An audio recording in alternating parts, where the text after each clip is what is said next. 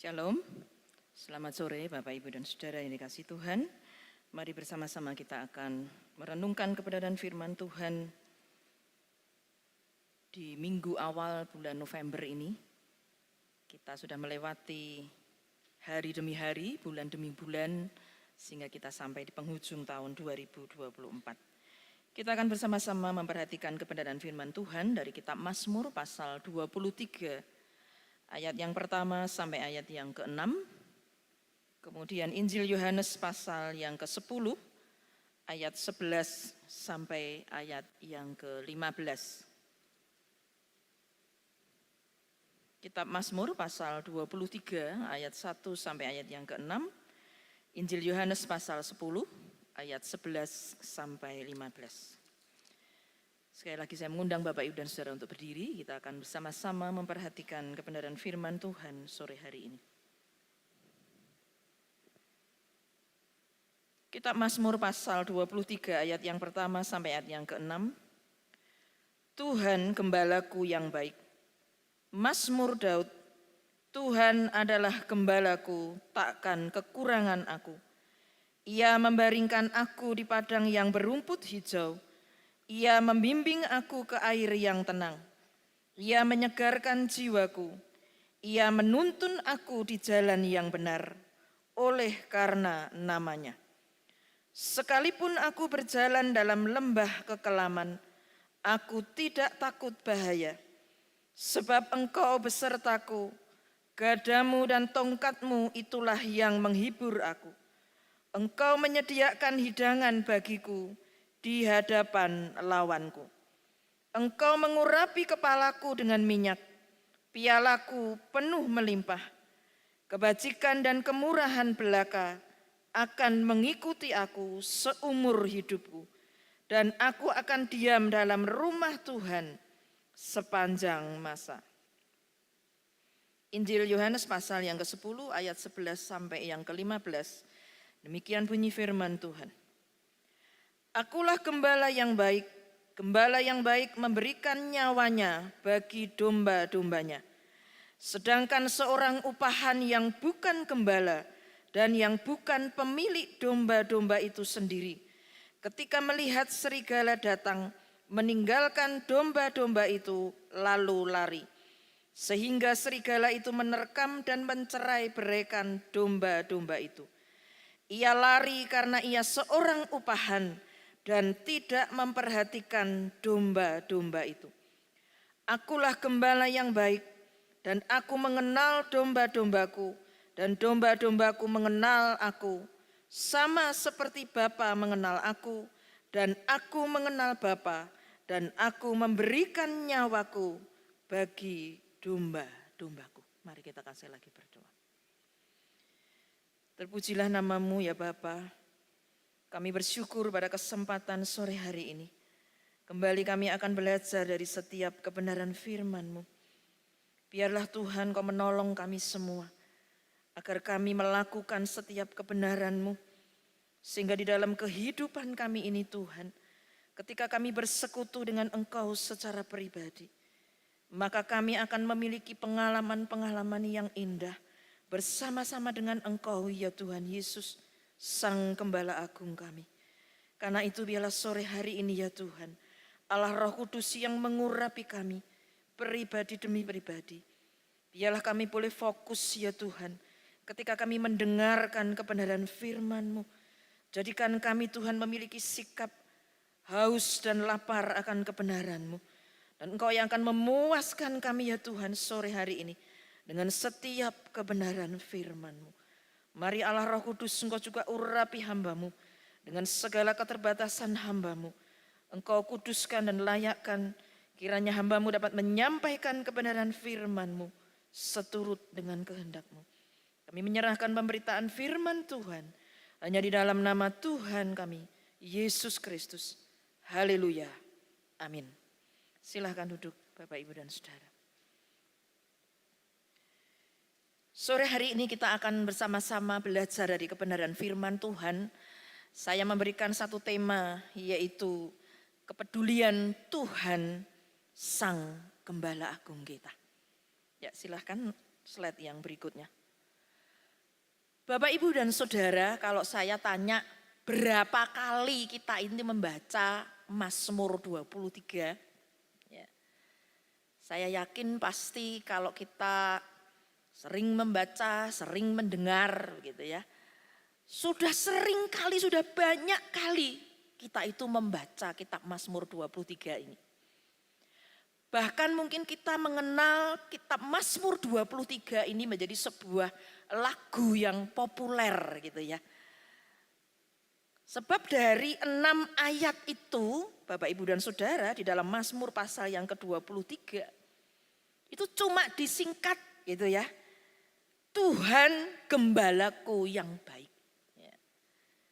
Jadi judul Mazmur 23 itu memang itu ditulis oleh Daud ketika dia masih muda. Mungkin kita bertanya, lah kapan nulisnya, Bu? Memang ditulis ketika dia masih muda, ketika dia sedang bekerja untuk menggembalakan domba. Dan ketika dia menggembalakan domba, dia memiliki sebuah pengalaman. Dan kemudian dia ungkapkan di sini, ini menjadi sebuah ilustrasi gambaran persekutuan kita dengan Tuhan. Jadi kitab Mazmur pasal 23 ini ditulis Daud ketika dia masih muda. Ada sebuah referensi 1 Samuel pasal 16 ayat yang ke-10 dan ke-11. Ketika dia dicari oleh Samuel, ketika Daud akan diurapi, lu kok enggak ada gitu ya. Lalu ditanya, oh dia sedang menggembalakan domba. Jadi kata gembala ini di dalam Alkitab, Bapak, Ibu, dan Saudara, memang artinya bisa dua. Pengertian yang pertama berarti gembala dalam pengertian memang tugasnya adalah menggembalakan ternak domba. Itu pengertian yang sesungguhnya. Pengertian yang kedua berarti memang betul-betul ada seorang gembala, seorang pemimpin yang menggembalakan bukan ternak, tapi manusia. Jadi gembala ini mengasuh, memelihara, merawat domba, tapi ini adalah manusia.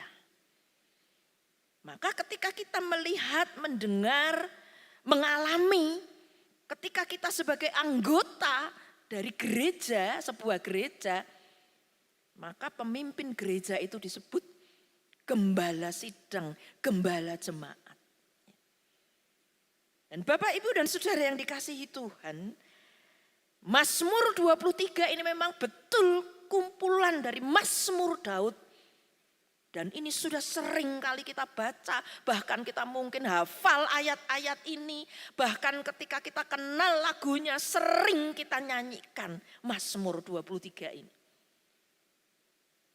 Dan kata pertama dari kitab Mazmur ini di situ dikatakan, Tuhan adalah gembalaku. Tuhan ya, adalah gembalaku. Jadi kata yang pertama ini adalah Tuhan. Ya, yang mempedulikan kita, yang memelihara kita, umatnya Bapak, Ibu, dan Saudara. Jadi kita akan bersama-sama belajar kembali dari kitab Mazmur 23 ini. Bukan dalam pengertian gembala yang menggembalakan ternak. Tetapi ketika Daud kemudian membuat sebuah mazmur, dia ingin memberikan sebuah gambaran. Seperti ketika dia menggembalakan domba-dombanya. Demikian juga Tuhan menggembalakan dia. Demikian juga Tuhan menggembalakan kita, Bapak, Ibu, dan Saudara, umat-umat Tuhan. Dan di slide ini saya tuliskan, perhatikan kata di situ. Tuhan adalah gembalaku, ya. Bukan Tuhan adalah gembalamu, gembala kita, ya. Gembala mereka, bukan. Tuhan adalah gembalaku. Berarti di sini dikatakan Tuhan setiap individu, Tuhan setiap orang, Tuhan setiap pribadi. Jadi Jadi kalau orang punya pengalaman pribadi, ya kita pakainya kan ku, ya. Sukacitaku, bukan sukacitamu, ya.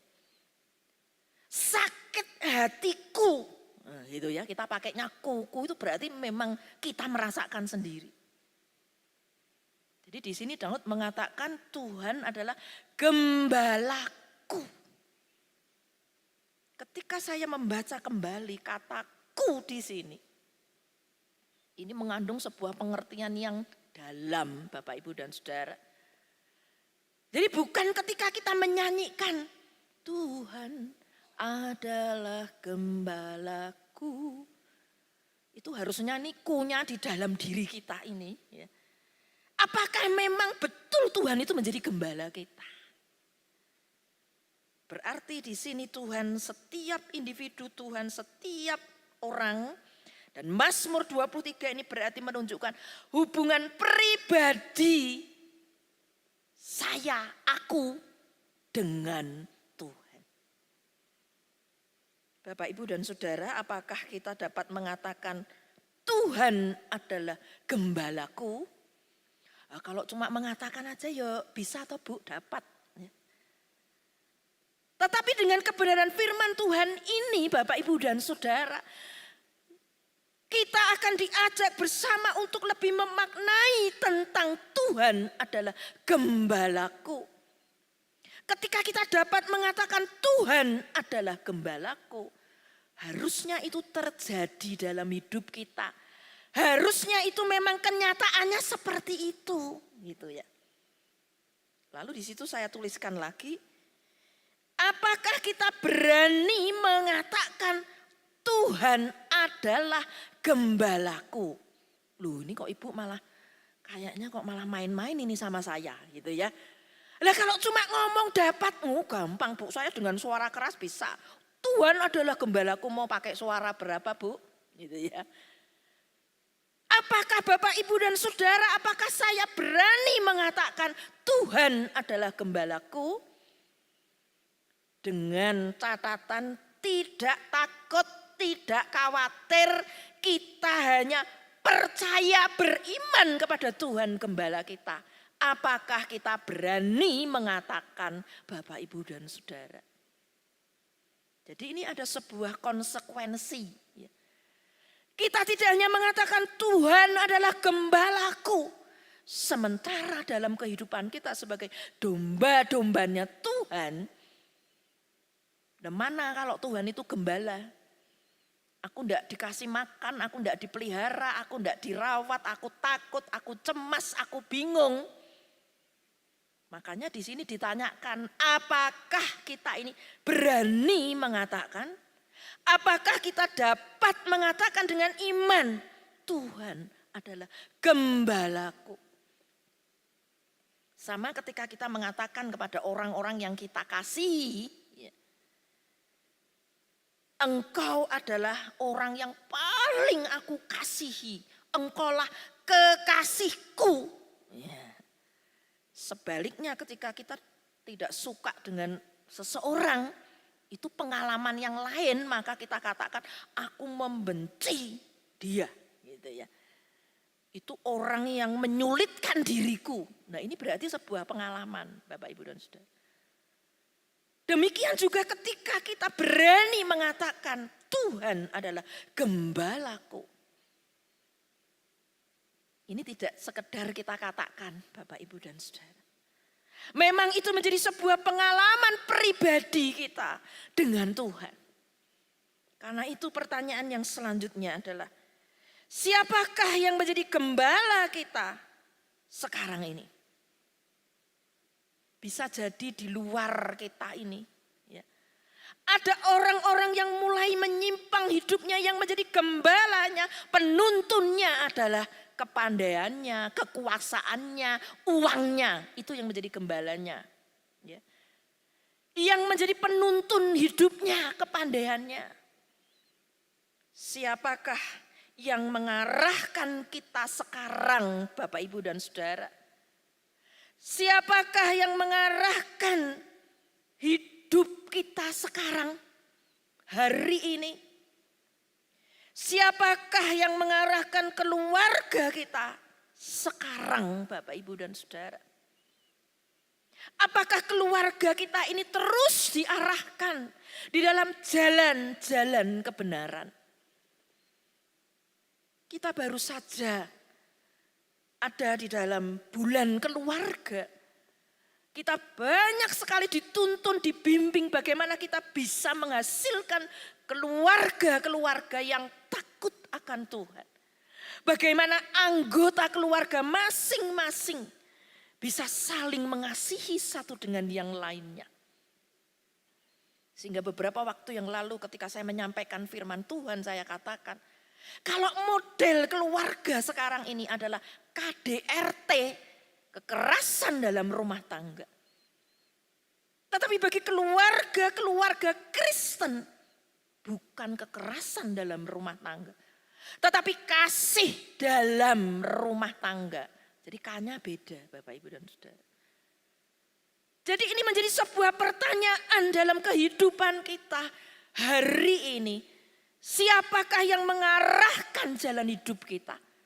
Siapakah yang menjadi gembala kita sekarang ini?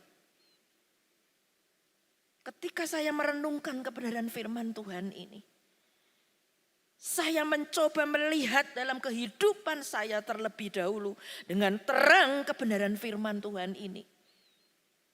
Siapakah yang menjadi gembala saya? Apakah seperti pemazmur Daud yang secara tegas mengatakan, Tuhan adalah gembalaku. Ini bukan sebuah kata-kata lip sync saja, ya. Bukan kata-kata yang indah saja. Tetapi ketika kita menyanyikan, ketika kita mengatakan Tuhan engkau adalah gembalaku. Memang ini adalah sebuah hubungan pribadi kita dengan Tuhan, Sang Gembala Agung kita. Memang ini adalah pengalaman pribadi kita. Kita tidak mampu berjalan, kita tidak mampu memiliki sebuah keluarga yang berkenan kepada Tuhan. Kalau bukan Tuhan yang menjadi gembala di dalam keluarga itu. Karena itu Bapak, Ibu, dan Saudara, silakan slide yang selanjutnya. Kita mau melihat ayat demi ayat. Ketika Tuhan mengingatkan kita tentang Mazmur pasal yang ke-23 ini. Bagaimana Daud menggambarkan kepedulian Allah kepada kita seperti seorang gembala. Yang menjaga, melindungi, memelihara, memberi makan, dan melindungi domba-dombanya tentunya Bapak, Ibu, dan Saudara. Mari kita lihat di ayat yang pertama.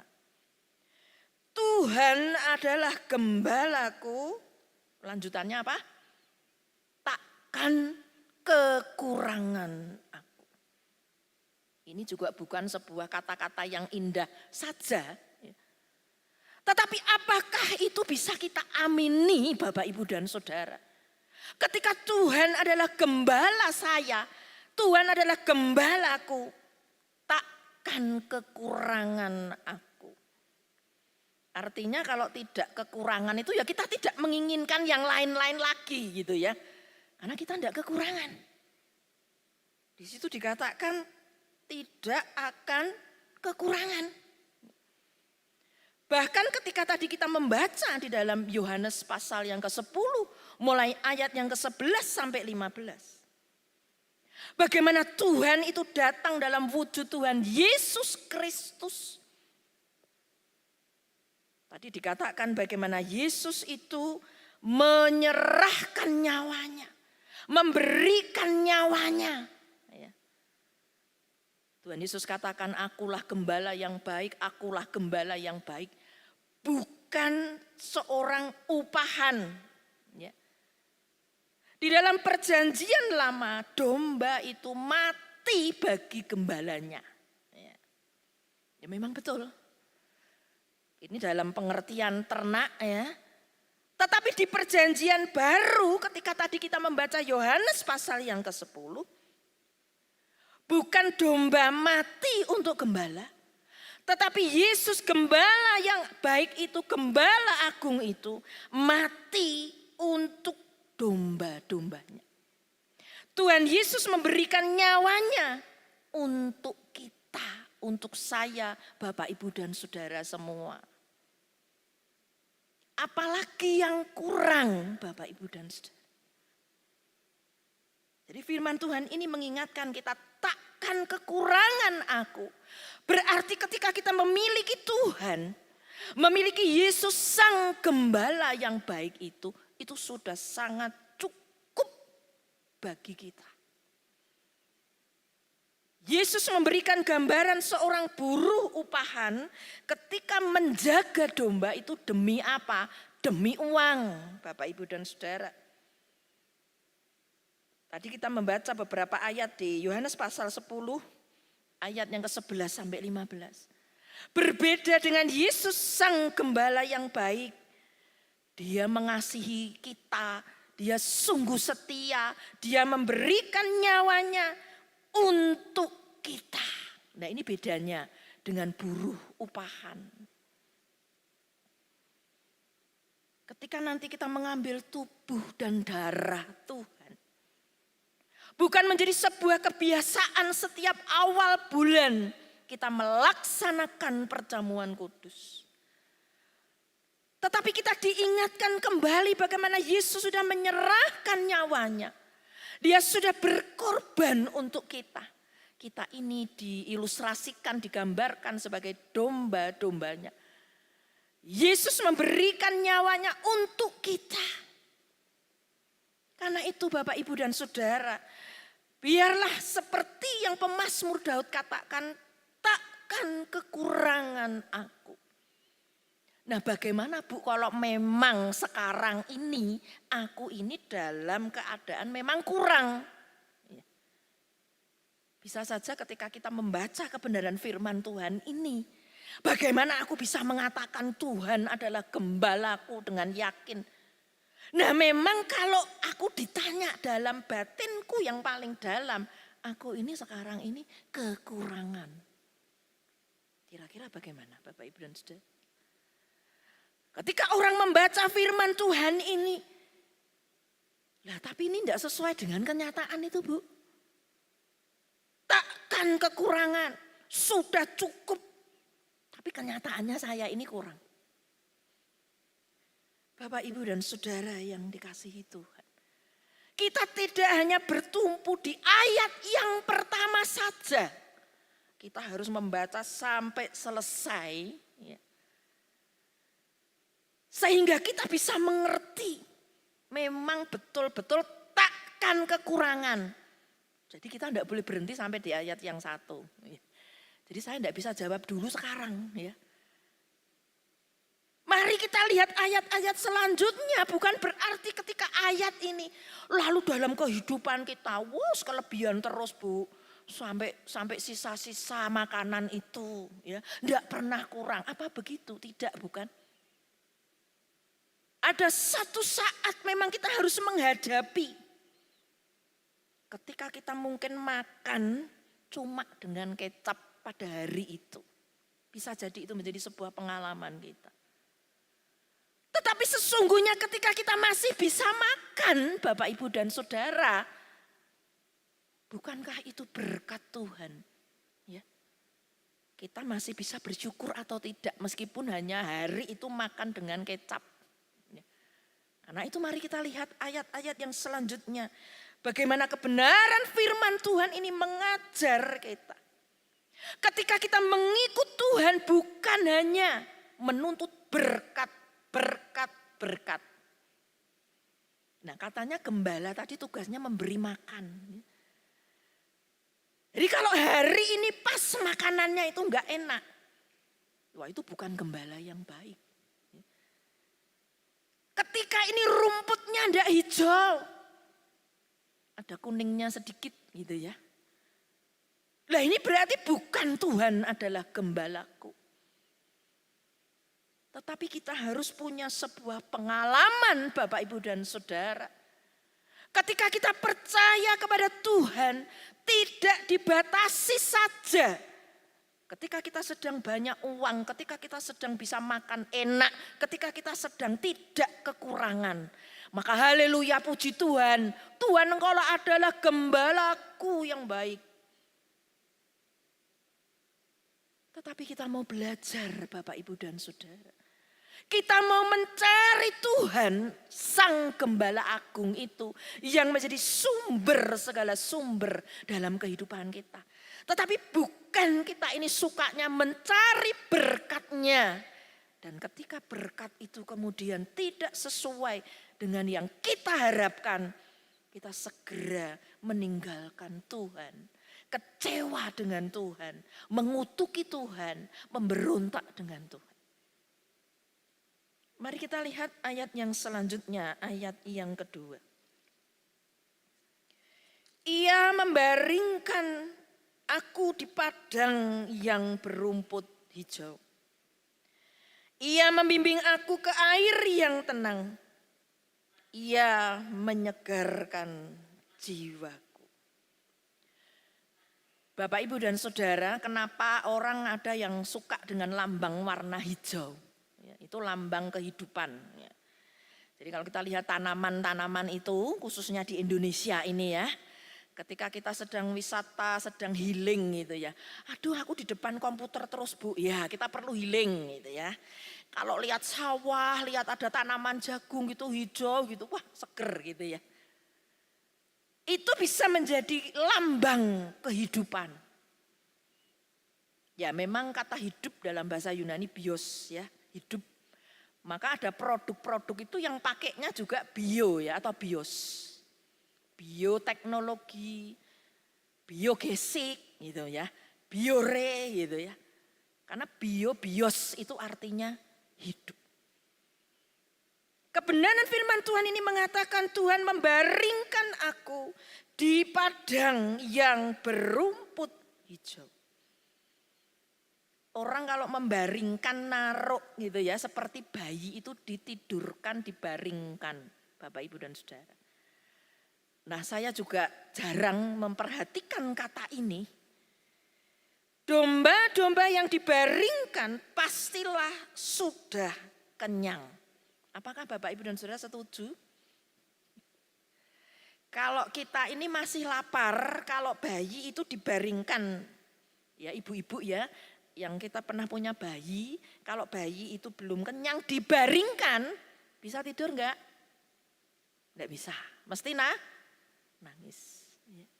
Ketika saya merenungkan kebenaran firman Tuhan ini, bagaimana gambaran seorang gembala membaringkan domba-dombanya itu seperti membaringkan bayi. Berarti Tuhan itu bertanggung jawab kepada kita. Berarti Tuhan itu menjamin hidup kita ini Bapak, Ibu, dan Saudara. Jadi ini senada dengan ayat yang sebelumnya, takkan kekurangan aku. Ditegaskan di ayat yang kedua, ia membaringkan aku di padang yang berumput hijau. Sebab ketika kita belum kenyang, dibaringkan, tidak bisa istirahat, tidak bisa tidur. Berarti ini menggambarkan sesuatu hal yang luar biasa. Bukan hanya rumput ya. Ia membimbing aku ke air yang tenang. Bukan air yang kotor Bapak, Ibu, dan Saudara. Tetapi dicarikan sumber air yang tenang. Karena air itu adalah kebutuhan pokok. Kebutuhan penting dalam kehidupan manusia, dalam kehidupan kita. Ini menjadi lambang di dalam kehidupan kita secara rohani. Bagaimana Tuhan itu membaringkan kita di padang rumput yang hijau. Dia mengerti bahwa kita perlu makan makanan jasmani. Tetapi kita juga butuh makanan rohani Bapak, Ibu, dan Saudara. Di luar sana ada banyak padang rumput yang tidak hijau. Bagaimana ajaran-ajaran sesat sekarang ini Bapak, Ibu, dan Saudara. Banyak yang membingungkan orang percaya. Banyak yang kemudian mengatakan ini kayaknya aku dibaringkan di rumput yang hijau. Padahal itu bukan hijau benar Bapak Ibu dan Saudara. Ya. Bagaimana orang dengan mudahnya disesatkan. Bagaimana banyak orang yang kemudian bingung. Mari Bapak Ibu dan Saudara, kita pun belajar. Sekarang ini kalau kita melihat di grup kita sekolah atau di grup jemaat, ya, ada banyak pengetahuan tentang apa? Kesehatan jasmani kita. Kalau makan buah pepaya tidak boleh beberapa yang tidak boleh bersamaan dengan buah pepaya misalnya gitu. Ada ya. Jadi sekarang ini banyak orang yang semakin meneliti. Ini tuh tidak baik kalau dicampur dengan ini, makan ini dengan ini tidak boleh digabungkan dan seterusnya. Minum ini dengan minum ini tidak boleh. Tetapi kita bersyukur Sang Gembala yang baik itu. Ia membaringkan kita, dia tahu kebutuhan kita yang paling utama. Baik makanan jasmani Tuhan sediakan. Demikian juga dengan makanan rohani. Berarti pemeliharaannya sempurna. Kepeduliannya luar biasa. Tak berkesudahan. Kasih setia Tuhan itu. Dia membaringkan kita di rumput, di padang rumput yang hijau. Dia memberikan kepada kita air yang tenang, air yang bersih. Dan itu semua adalah untuk baik jasmani maupun rohani kita. Bapak, Ibu, dan Saudara yang dikasihi Tuhan. Mari kita melihat di ayat yang selanjutnya. Di ayat yang ketiga. Ia menyegarkan jiwaku. Ia menuntun aku di jalan yang benar. Oleh karena namanya. Tadi saya katakan ketika kita membaca takkan kekurangan aku. Ya. Tapi dalam kenyataannya kita sedang sedih. Ya. Memang betul-betul kita dalam keadaan kekurangan. Dia membaringkan aku di rumput, di padang rumput yang hijau. Tapi kenapa kok hari ini Tuhan, hari-hari ini kenapa aku tidak menikmati padang rumput yang hijau itu? Bapak, Ibu, dan Saudara. Ada saatnya di hari-hari Tuhan izinkan. Ketika kita memang betul-betul, di sini saya tuliskan. Kita dapat mengalami kelelahan bukan secara fisik. Tetapi jiwa kita juga bisa lelah. Karena kita sedang memang dalam kenyataannya. Secara ekonomi Bu, aku merosot. Aku memang sedang kekurangan dalam pengertian yang sesungguhnya aku kurang makan Bu. Jadi ketika orang tahu kita puasa ya. Saya pernah mendengar ada jemaat yang mengatakan, saya ini bukan puasa, doa puasa Bu. Tapi saya memang betul-betul puasa karena memang gak ada yang dimakan Bu. Ada orang yang memiliki pengalaman seperti itu.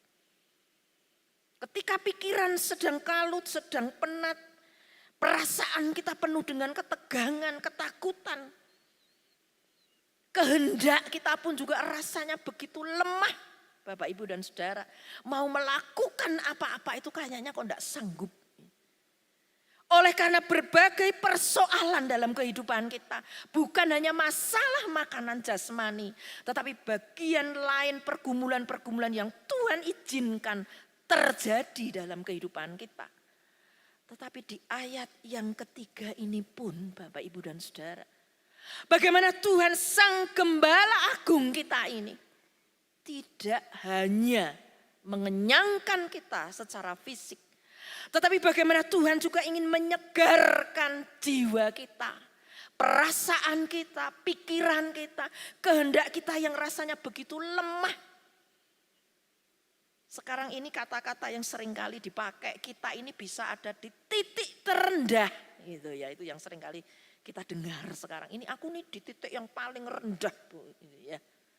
Sedang terpuruk gitu ya. Bapak, Ibu, dan Saudara, hari Kamis yang lalu ketika kami tim visitasi berkunjung ke Ibu Yanti atau Ibu Indro. Ya. Kalau yang kita kenal Pak Indro yang seringkali mengantar jemaat setiap minggu pagi. Dan ketika kami datang ke sana, saya kaget Ibu Indro atau Ibu Yanti ini. Dia sudah bisa duduk. Saya kaget, berarti sudah ada sebuah kemajuan yang luar biasa. Sekalipun Ibu Yanti ini sudah kemoterapi. Dia sudah menyelesaikan kemoterapi. Tetapi dia masih lemah. Beberapa waktu yang lalu dia masih ada di atas tempat tidur. Lalu dia katakan, saya harus fisioterapi, Bu. Tetapi kadang-kadang ada kendala untuk mobil. Saya rikoh kalau saya tuh harus pinjem orang terus, ganti-ganti orang. Saya sungkan. Lalu apa yang Ibu lakukan? Lalu Ibu Yanti ini mengatakan, saya punya sebuah tekad untuk saya bisa duduk, bisa berjalan. Dan memang dia praktekkan, sekalipun keseimbangannya masih belum sempurna. Ini loh Bu, saya sudah lumayan ini, saya sudah bisa jalan sedikit-sedikit. Tetapi dari situ saya bisa mendapatkan sebuah pelajaran dan berkat Bapak, Ibu, dan Saudara. Ketika Ibu Yanti ini mengatakan, ketika saya mendengar firman lewat live streaming, saya ini pengennya itu ke gereja, Bu. Saya ingin bisa berjalan, nah itu yang mendorong saya untuk saya punya tekad. Itu yang pertama. Kemudian yang kedua dia katakan, saya ingin ketika Tuhan itu menguatkan saya, menyegarkan jiwa saya. Ketika saya punya semangat, saya pengen makan sendiri. Bapak, Ibu, dan Saudara. Ketika kita masih sehat, kita bisa beribadah, datang ke gereja. Marilah kita bersyukur kepada Tuhan sementara ada orang yang begitu rindu datang di rumah Tuhan. Tetapi tidak bisa. Karena Mbak Yanti ini sudah kira-kira 1,5 tahun ya. Dia sakit. Lalu dia katakan, saya tidak mau terus disuapi oleh ibu saya. Lalu dia praktekkan. Dan saya sudah coba, Bu. Kalau orang Jawa mengatakan apa itu muluk ya, apa ya bahasa Indonesianya ya. Pakai tangan itu. Jadi saya mulai belajar, Bu, untuk makan. Ketika saya mendengar firman Tuhan menguatkan saya. Lalu dia ambil nasi, dia latihan Bapak, Ibu, dan Saudara. Ya, tangannya ini masih belum bisa. Lalu dia mulai latihan muluk gitu, makan semua ceceran semua.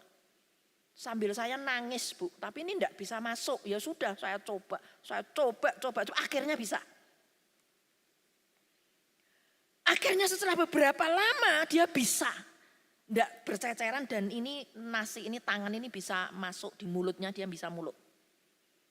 Aduh, Bu, ketika saya bisa makan itu rasanya seger gitu ya. Dan saya bersyukur saya bisa makan sendiri.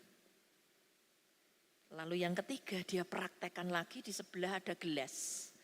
Dan saya juga bisa, Bu, ini yo Bu, ini loh Bu, ini. Gini lalu dia praktekkan, lalu dia minum. Bapak, Ibu, dan Saudara. Bagaimana seorang yang sudah terpuruk, orang yang sudah sakit. Apakah kebenaran firman Tuhan ini tidak berbicara kepada dia? Tuhan adalah gembalaku, takkan kekurangan aku. Lah piye nek seperti ini. Tetapi ketika itu dia mengimani ada persekutuan pribadi dengan Tuhan. Dan janji Tuhan itu memang nyata. Dan ketika kami selesai berdoa, kami pulang. Dia ingin menunjukkan bahwa dia sudah mulai bisa jalan. Saya takut sudah enggak usah Mbak Yanti, enggak usah. Enggak, Bu. Saya akan mengantar ibu-ibu sampai di luar. Dia jalan, Bapak, Ibu, dan Saudara. Jadi kami jalan duluan, dia di depan. Sampai di kursi di pintu depan, dia baru duduk.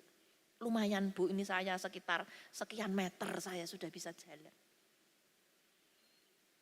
Itu yang menjadi berkat bagi saya bagaimana ketika seseorang itu dia punya hubungan pribadi dengan Tuhan dan dia yakin bahwa Tuhan adalah penolongku, gembalaku.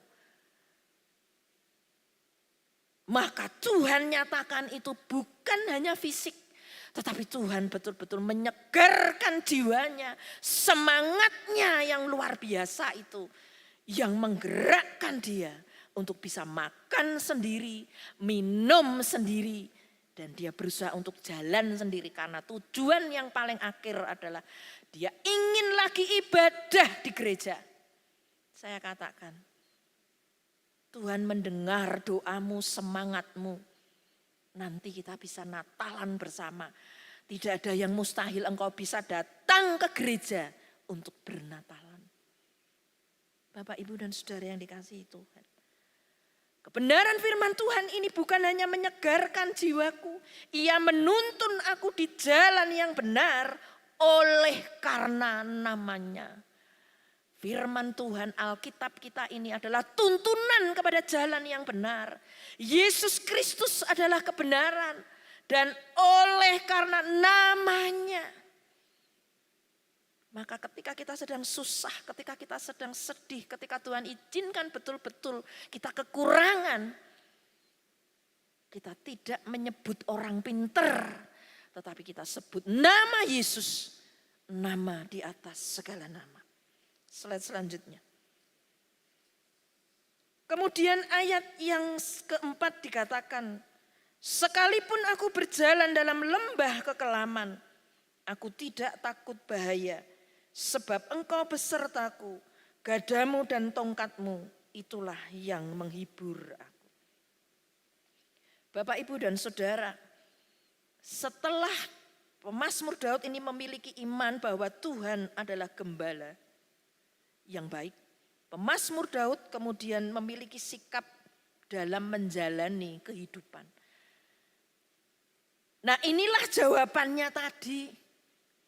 Ketika Tuhan izinkan kita ada dalam kekurangan, karena hidup ini tidak selalu mulus, bukankah begitu? Dalam kehidupan kita ada orang yang sudah berusaha, tetapi ada diizinkan Tuhan. Loh, kenapa ini kok usahaku kolaps, bangkrut gitu ya. Di sini dikatakan, sekalipun aku berjalan dalam lembah kekelaman. Kata lain lembah kekelaman ini adalah bayang-bayang maut. Berarti kita betul-betul dalam sebuah keadaan, wah rasanya sudah mau mati. Ya. Sudah 3/4 mati ini Bu, enggak setengah mati lagi ya, berarti lebih lagi ya Bapak Ibu. Enggak setengah mati, ini 3/4 mati ini Bu ya. Dan di situ dikatakan aku berjalan dalam lembah kekelaman. Sebenarnya terjemahan yang tepat itu bukan berjalan dalam lembah kekelaman. Berjalan melewati kekelaman. Atau bahasa Inggrisnya itu adalah walk through. Artinya itu bisa keluar. Jelas bedanya ya. Melewati, jadi berjalan melewati berarti lewat, berarti dia bisa keluar. Artinya ketika kita diizinkan Tuhan dalam lembah kekelaman sekalipun, bisa dalam keadaan sakit, dalam keadaan sakit yang sudah luar biasa, kekurangan tidak punya apa-apa. Ini Tuhan kalau aku enggak makan terus ini, kalau puasa terus aku lama-lama mati gitu ya. Lalu bagaimana takkan kekurangan? Maka kita tidak hanya membaca di ayat yang pertama. Bahkan di dalam lembah kekelaman sekalipun, kita bisa melewati, artinya bisa keluar. Di dalam Tuhan pasti ada solusi atau jalan keluar dari setiap masalah kita. Dan kita tidak terus-menerus ada di dalam masalah itu. Maka terjemahan yang lebih tepat adalah berjalan melewati. Berarti kita sudah bisa keluar dari masalah itu. Gadamu dan tongkatmu. Gada itu tongkat yang pendek Bapak Ibu dan Saudara. Jadi gembala itu punya tongkat yang pendek itu untuk mendisiplinkan domba-dombanya. Untuk mengarahkan domba-dombanya. Kalau tongkat ini berarti yang lebih panjang, kadang-kadang ada pengaitnya untuk ini. Kalau jalan dombanya ini miring kanan, miring kiri, dikaitkan ayo balik gitu ya. Itu tongkat. Itu yang menghibur kita. Karena itu Bapak Ibu dan Saudara, ada banyak orang takut menderita, takut sakit, takut miskin, takut gagal.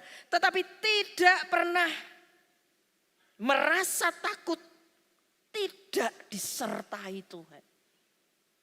Apa maksud dari kalimat ini Bapak Ibu dan Saudara? Kalau kita ini takut gagal, takut ini, takut itu manusiawi lah gitu ya. Tetapi ada banyak orang yang tidak takut, tidak disertai Tuhan tuh enggak apa-apa. Nah ini bahaya Bapak Ibu dan Saudara. Ya memprihatinkan. Aku jalan sendiri, aku putuskan sendiri, aku ini sedang dalam lembah kekelaman. Daripada aku mati, ya udah ada jalan pintas yang lebih cepat kita jalani itu. Tetapi tidak takut. Ya. Ini nanti kalau tidak disertai Tuhan, kalau Tuhan menghukum aku, enggak takut. Duh, aneh loh Bapak Ibu dan Saudara. Ketika hidup di dalam jalan-jalan yang salah, tidak takut. Wah ini memperhatinkan Bapak Ibu dan Saudara. Takut gagal, takut ini, takut miskin, takut sakit. Dalam keadaan sakit biarlah kita memiliki rasa takut akan Tuhan. Tuhan aku ini sudah tidak mampu, aku sudah tidak bisa. Bagaimana aku bisa melewati ini semua. Yang berikutnya Bapak Ibu dan Saudara. Di ayat yang kelima dan yang keenam. Ketika pemazmur Daud menggambarkan Tuhan adalah gembalanya. Tuhan adalah penuntunnya. Sekarang ini di ayat yang kelima dan keenam. Tuhan digambarkan sebagai tuan rumah. Kalau kita datang bertamu ya. Sebagai tuan rumah kita pasti akan menyediakan yang terbaik untuk tamu kita. Sebagai tuan rumah kita akan mengusahakan menjamu yang terbaik yang akan berkunjung ke tempat kita. Perhatikan di situ. Engkau menyediakan hidangan bagiku di hadapan lawanku.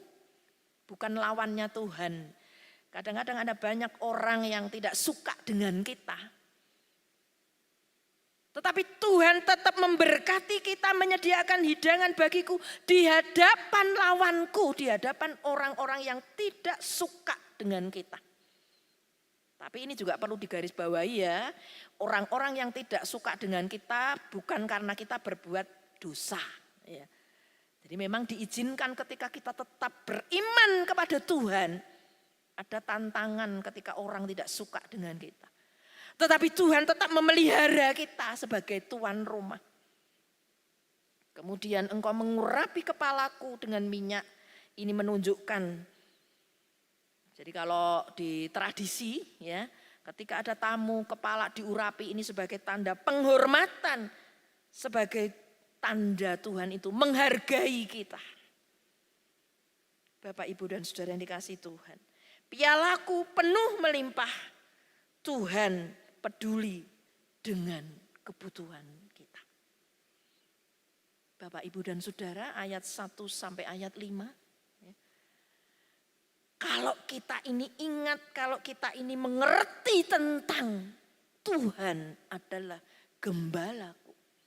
Maka seperti di awal, beranikah kita mengatakan Tuhan adalah gembalaku? Bagaimana sekarang kita menjawab pertanyaan ini? Kalau kita katakan aku berani mengatakan Tuhan adalah gembalaku, takkan kekurangan aku. Mari kita punya sikap seperti pemazmur Daud ini. Dia percaya sekalipun ada dalam lembah kekelaman ketika Tuhan izinkan. Setengah mati, mau mati rasanya.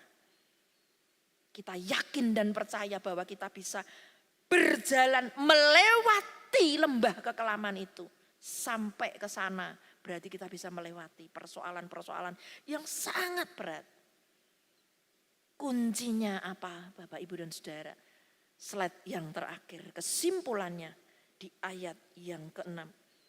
Kebajikan dan kemurahan belaka akan mengikuti aku seumur hidupku, dan aku akan diam dalam rumah Tuhan sepanjang masa. Kita adalah domba-dombanya, maka kita hanya menaruh percaya pada Gembala Agung kita, yaitu Tuhan Yesus Kristus. Apa bisa terjadi, Bu? Nah itu berarti kita ragu-ragu. Ya. Apa bisa, Bu, aku ini ditolong Tuhan di lembah kekelaman seperti sekarang ini? Mari kita punya sikap menaruh percaya kepada Gembala Agung kita. Yang kedua, kebaikan dan kemurahan Tuhan adalah sifat Allah yang membuat kita terus hidup dalam pertobatan dan berjalan dalam kebenaran.